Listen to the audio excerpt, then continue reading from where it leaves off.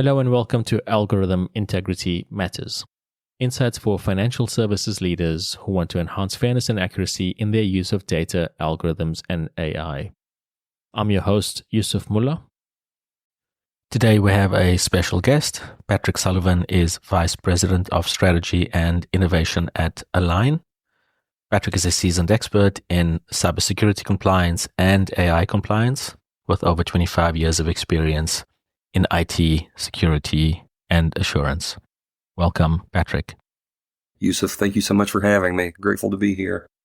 Can we start by just talking a bit about your background and how you landed at A-LIGN? Oh, goodness, Yusuf. I'm not sure we have enough time. When I talk about this, I refer to a Joseph Campbell quote. I don't know if you're a Campbell fan or not, but Campbell has this quote, "Follow your bliss. If you follow your bliss, doors will open where before there were only walls." And Yusuf, honestly, that's the story of my career. I started out studying electronics of all things in the mid-90s. That experience opened my eyes to what was going on in IT at the time, which was not a new field, but considering where we are now, a relatively infant field, if you will. So I transitioned into IT. That led to transitions into network engineering, transitions into cybersecurity. Ultimately, about 7 years ago, I had recognized that my real passion wasn't necessarily working with the technical components anymore. I really love teaching, and there is no better way to teach than to position yourself in between the decision makers in the business and the technical experts that are implementing the things that need to be implemented to actually offer a level of security or control to the business, to mitigate and manage risk in that business. And so, too many words to say, I transitioned to the role that I currently have in A-LIGN, which is really one of working to help the market think differently about what is and is not important. Really, my responsibility is to ensure that executives and corporate directors aren't wasting their time chasing things that are inconsequential, but are really focusing on those areas of leverage where for the minimum input, they can derive maximum output. And what would that encompass? So the scale of A-LIGN's activities is quite broad. Where do you find yourself playing the most? Yusuf, today I would be lying if I did not say it mainly centers around AI governance, and to some extent AI security. I think there's still a little bit of confusion in the overlap between AI security and AI governance, but mostly 95% of my conversations center on governance and then structures that support building good governance infrastructures inside organizations. Okay, and we talk AI security, we're talking about the security of AI as opposed to AI for security. Correct. Absolutely right. Those two things are different perspectives, but yes. What exactly is it that you do in your role at A-LIGN? I know you're very prolific at producing information and guidance on various standards, and you've got several roles that we'll talk about later, but what does that look like for you in terms of shifting that perspective that people might have? Goodness, it really is about education. And I know I said that earlier. I really want to come back to that. I mean, I think in order for executives and directors to make the best decisions, they have to have the best information in context of their organization at hand. You know, it really is, as a knowledge leader, which is sometimes what we refer to my role internally, it really is my responsibility, my obligation to ensure that the market understands what the obstacles are in its way so that they can make good decisions about how to either go over or go around those obstacles in a meaningful way while staying on purpose and while continuing to work toward the mission of the organization, not becoming completely distracted, which we do see some businesses doing today, unfortunately. And would that translate into internal education as well? So A-LIGN staff and what they need to do for your clients? Without question. Prime example, many of your listeners are likely aware of ISO's newer standard on AI management, ISO 42001, as an organization that performs certification assessments against management system standards. A-LIGN is a certification body. I'll just refer to us as a CB. That's the common vernacular. But to become a CB necessarily means that everyone in our organization has to understand our obligations as a certification body against this new management system standard. And then more importantly, our sales team has to understand what these products and services associated with this new standard look like, so that as they interface with the market, we're not misleading, misrepresenting, in any way adding confusion to what's already a process that really is loaded with fear, uncertainty, doubt. FUD is a very big part of any new standards change or any new regulatory change. And so in many ways, through education, we hope to minimize that FUD and maximize the confidence that directors and executives have in making decisions about how to proceed. Okay. And so reducing some of the anxiety that might go with trying to keep up with all of these standards. Where do I start? There's so much. I feel like I have to boil the ocean. It's all confusing. These are all new words. I want to focus on my business and creating the products or services that we create. I don't want to deal with this, but I have to. That being said, how can we help those individuals approach this process in as direct and meaningful a way as possible? That really is the burden that I've taken on. A-LIGN being a certification body, do you often find yourself involved in pre-audit type consultation services to help people get to where they need to as well? So yes, but no. Yes, but no. As a certification body, we have very strict guidelines around maintaining impartiality and independence. And so we can't advise. To maintain our status in good standing as an auditor, we cannot also advise. But we do have very, very strong partnerships with advisory firms that can step in and do the advisory, the pre-work that's necessary to help organizations prepare to withstand an audit delivered by us. That said, we can perform readiness assessments, which are essentially assessments outside the bounds of the certification assessment. The results of those readiness assessments, however, are simply our perspective on whether or not an AIMS, an ISMS, a PIMS meets the intent of the standard. We can offer no guidance or no recommendation on corrective action without violating our impartiality. And of course, A-LIGN is well known. You've got customers all over the world. We do. I know here in Australia, we see your reports come up every now and then for our organizations who rely on various service providers that you provide certifications to. Yes, we operate globally. We do. And in our pre-call, I think I mentioned this, we've got, of course, we're headquartered here in the States in Tampa, Florida. We have offices in Ireland, in India, in Panama. And to my corporate marketing team, I apologize for not remembering all of our locations. But no, we do have a global footprint, so we operate internationally. Excellent. All right. So I want to touch quickly on some of the associations that you're involved in. I know you and I met through the IAAA, so the International Association of Algorithmic Auditors. There we go. There we go. That's funny how that works. Yeah. And the harder you try to remember, the further away it creeps. That's right. Yeah. Anyway, you're involved in IAAA, and then you're also involved, quite interestingly and importantly, in the JDC1 SC42 initiative, creating standards. Yes. And I've recently taken on a role with SC27 as well, so the Information Security Subcommittee inside ISO. What inspired that sort of extracurricular activity? You've got a big day job as VP of Strategy and Innovation. You've got a growing family, as we spoke about earlier. And these extra activities really would take up, I imagine, a fair amount of time outside of that. So there must have been some pretty strong inspiration, drive to get involved in those. What can you talk a bit more about that? Sure. And I think there's more of an indirect answer to that, Yusuf. Maybe 20 years ago now, I was at a place in my career. Actually, it was 20 years ago. It was 2006. So not quite, but close. I was at a place in my career where I'd taken on a really big job in helping start a medical school. It was so cool. I had so much fun.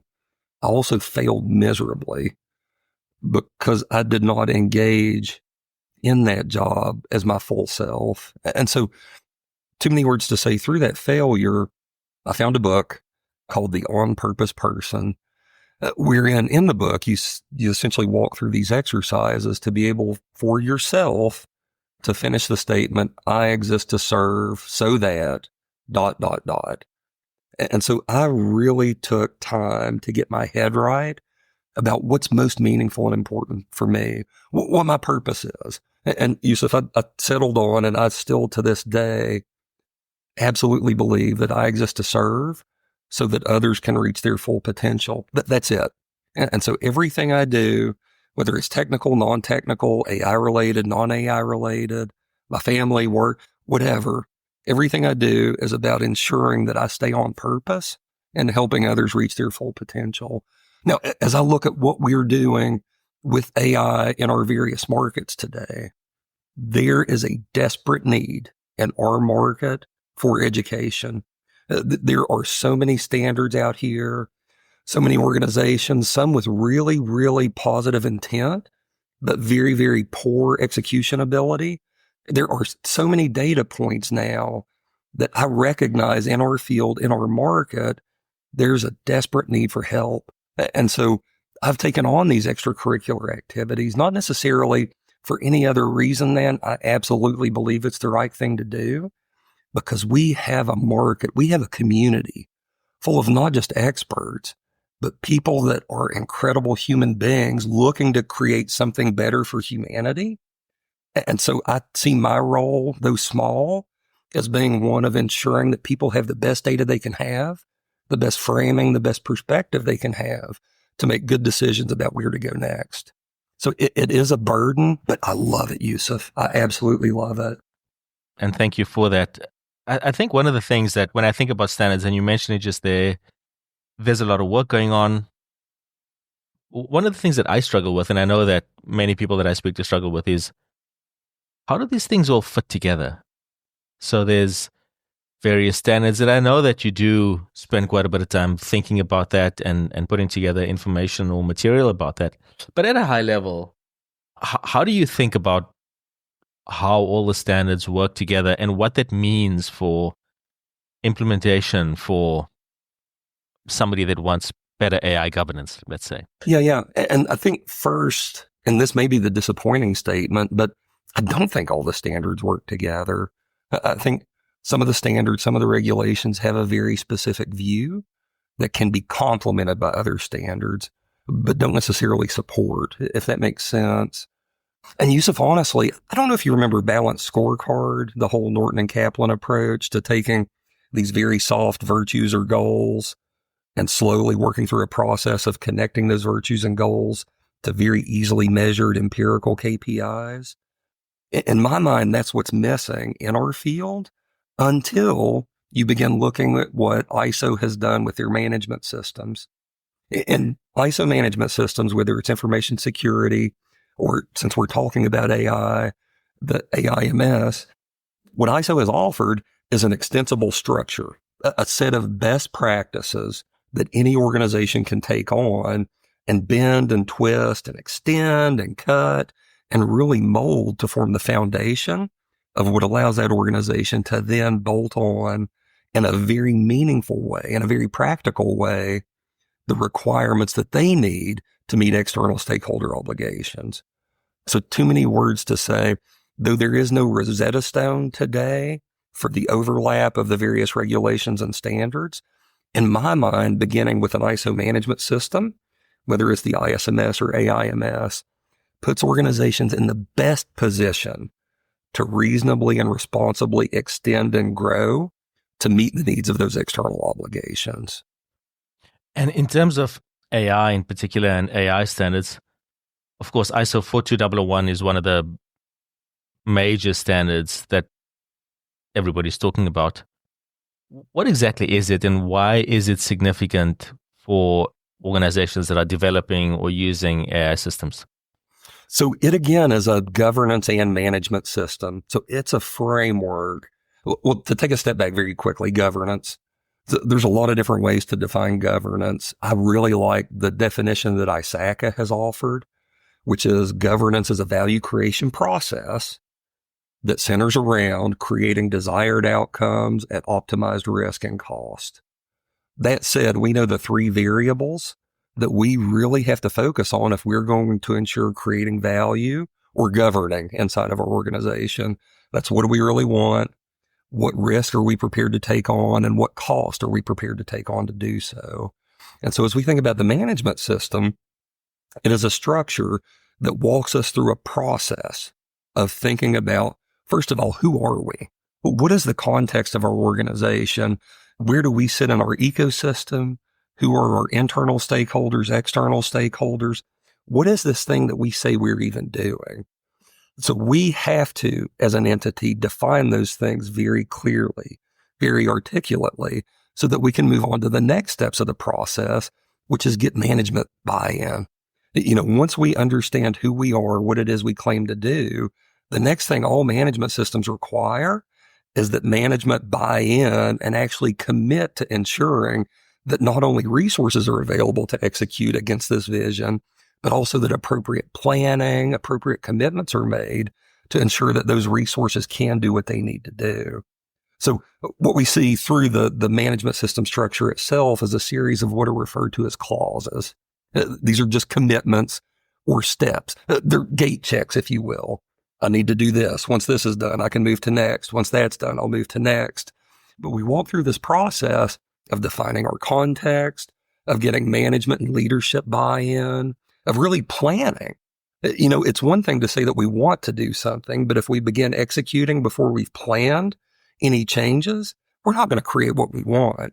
The management system recognizes this and forces us to operationalize planning so that we can then allocate appropriate resources. We can provide appropriate support. We can operationalize.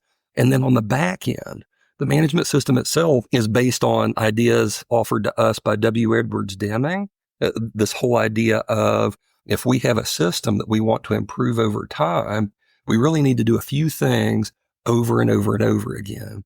We've got to plan our efforts. We've got to execute. We've got to do those things we said we would do. Periodically, we have to check to be sure we're still on track to create the outcomes that we want. And if we're not, we have to remediate. We have to act in some way, shape, or form to course correct. And so we create this cycle of plan, do, check, act that's built into the management system itself. So again, in my mind, it becomes a very easy playbook. It's almost, in meditation, what do they call it? A mantra? The management system almost becomes a mantra for your organization to set the tone, to set the expectation for how we'll think about changes, how we'll execute those changes, and then how we'll ensure over time in a consistent, meaningful way that those changes are actually creating the outcomes that we intended for them to create. Now, with that as a backdrop, plug in regulation A, plug in regulation B, plug in regulation C, and suddenly you have this operating system inside your business that allows you to not ensure success, but put you in the best position to actually create what it is you say you want to create. Okay, so it's translating intention into action specifically for AI. You said that so much better than I did, Yusuf, in so many fewer words. Yes. And why would an organization want to adopt 42001 and then certify against it? And particularly certify against it? Yeah, so three different things here. So first of all, why? Why, hopefully we articulated just a moment ago, all the positive reasons, all the benefits for an organization. Why implement, that is? Why certify? We see two different things happening right now. We see market pressure on organizations, particularly here in the States, to offer assurance to their customers, to those in their value chain, that they are using AI, that they are developing AI in a responsible way. We also see regulatory pressure, not so much here in the States, but overseas, in Europe particularly. I think many folks are familiar with the EU AI Act.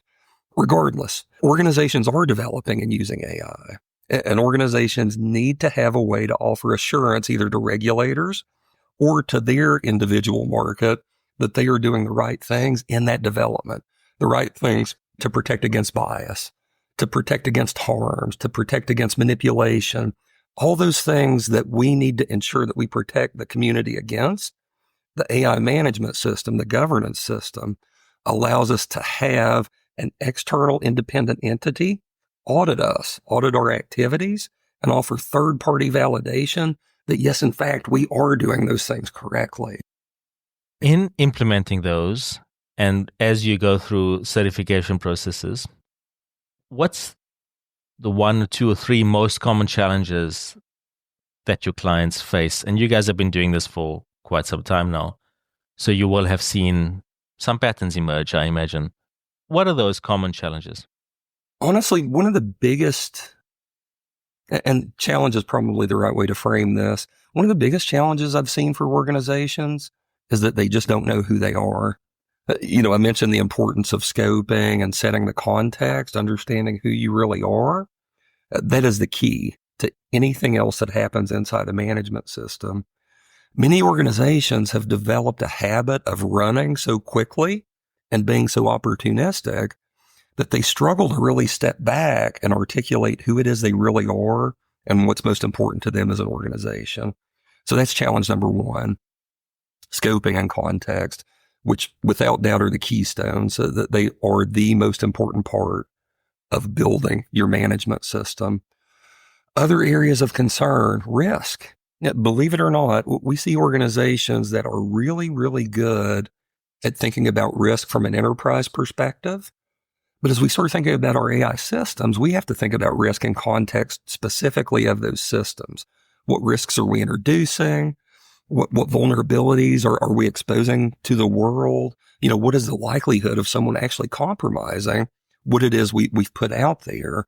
That becomes a very difficult thing for a lot of organizations because we're asking them to apply tools and processes that they're already comfortable with in a different context. And then the third biggest thing, I think, really ties back to scoping and context, and that is impact assessment. We see a lot of organizations that have built up really, really strong privacy programs, and therefore they're very familiar with data protection impact assessments and the concept. As we think about AI impact assessments, however, the impact to stakeholders absolutely hinges on our ability to articulate cleanly our context. Who are our internal and external stakeholders?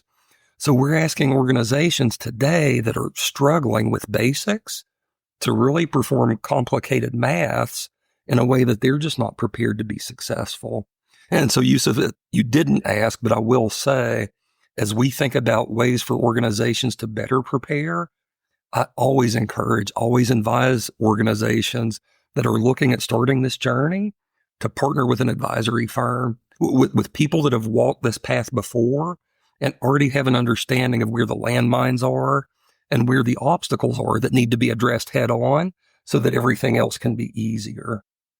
So in thinking about the various risk scenarios that might exist, particularly as AI systems are developed in different ways by different organizations, what are you seeing in terms of building your own versus buying something that somebody else has created? Is it more organizations building, which means they then have to do their own risk assessments or risk assessments from scratch? Or is there more focus on buying, which means that they are able to leverage the developers' thinking around risk and then extend it for their own organization? And unfortunately, not a direct answer here, Yusuf, but I will say, based on our market, because we work with so many entities that sit in the middle, SaaS providers, we'll use SaaS providers as an example. Those organizations are very, very nimble. And in being nimble, they recognize that you don't want to recreate the wheel. So many of our customer organizations are consuming upstream services, OpenAI, Anthropic, Google, you name it. So they're consuming upstream services that then they apply their development to create the service that's sold to their customers. And so we're honestly seeing a little bit of both. It's not salt water. It's not fresh water. Very much we're dealing with brackish water. And the cool thing is, in clarifying the context of your organization, The ISO management system actually has roles created to help you easily label your position to make it very, very plain, not just for you, but also for your customer base, how you're participating in the overall ecosystem. So I'm not creating the foundation models. I'm consuming a foundation model and then applying my own development, my own practices to create something very specific that I then turn around and sell. But we can easily document that chain and easily audit and then report on it. As we think about risk, to your point, it can be difficult to assess risk in those situations, but we do the best we can based on what we see and what we know is associated with the individual customer SDLC. That really is where the focus rests.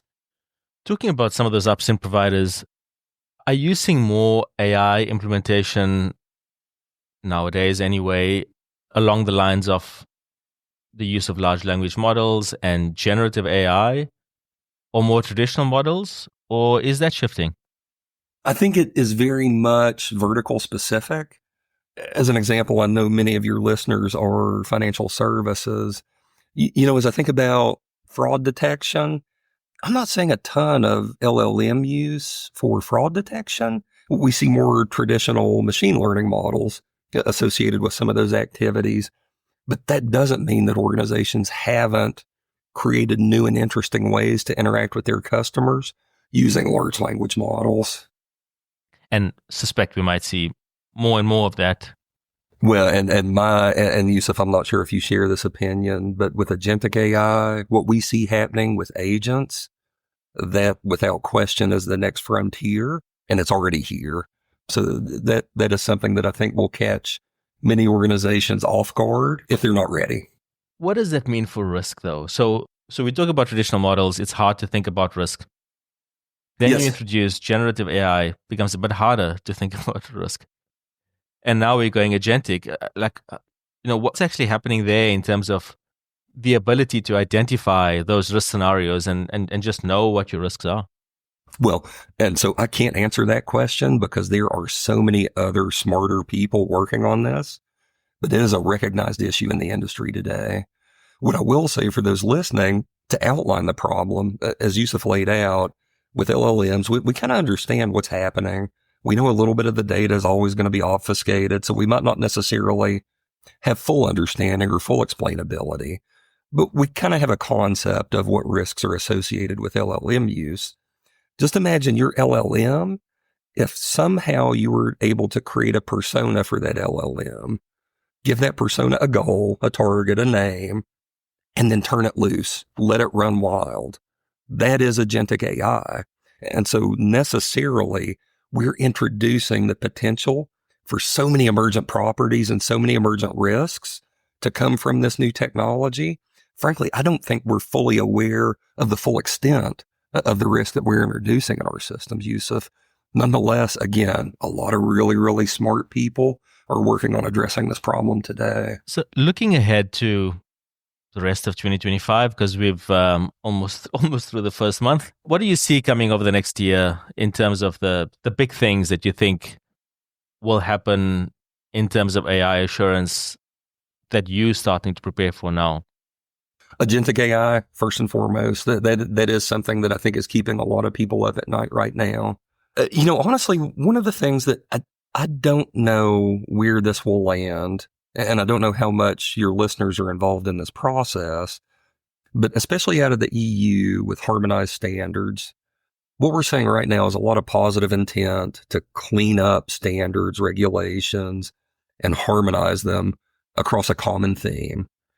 What we're also saying is that because people systems are generally fraught with politics and ego and all those things, that process is broken. And so I do have a concern about where we'll land with not just global regulation. Well, I will say with global regulation around AI governance in 2025, but that's something that I'm very, very keen on tracking, because I think that's going to have an impact on more organizations than currently realize. As an example for your listeners that do have a presence in the EU, you're very likely bound to the requirements of the EU AI Act. I can say that. Were you to ask me what the conformity standard was to show that you're in conformance, I would have to tell you there's not one, and I don't expect there to be one for you anytime soon, which is a very, very uncomfortable position to be in. And even more reason we're encouraging organizations to take action with what they know, which is implementing a management system that works for them, so that as these other regulations do fall in place and hopefully come together, organizations around the world will be positioned to pivot a little bit rather than recreate from scratch with no time. Yeah, that makes sense. I think whether regulation exists for you or not, something like the EOI Act is quite, as legislation, is quite extensive anyway. And so if you could find a way to interpret that and start preparing for conformance, then really any residual is just a gap that can be fixed as opposed to starting from scratch, is what we say. Right. And because management systems are built to be extended, effectively all you're doing is executing the management system appropriately at that point. Yeah. So lots of wins for organizations that choose to pursue it. Choose the right thing. And then finally, as we get to close to the top of the hour, where can our listeners learn more about A-LIGN services, your work in AI governance, and potentially connect with you? Feel free to connect with me on LinkedIn. Yusuf, I'm not sure if we can provide links. Yes, absolutely. Happy to provide a link. And then again, I serve with A-LIGN. If we could provide a link to A-LIGN as well, for those of you that are in need of third-party compliance, attestation, certification, authorization, we're one of the few companies in the world that effectively handle it all. I will say we don't do a ton with regulation today, but third-party certification and attestation, we've developed an expertise that I'm really, really proud of, to be perfectly transparent. Excellent. Patrick, thank you for joining us on the show today. Yusuf, thank you so much for having me. It's great speaking with you in this venue.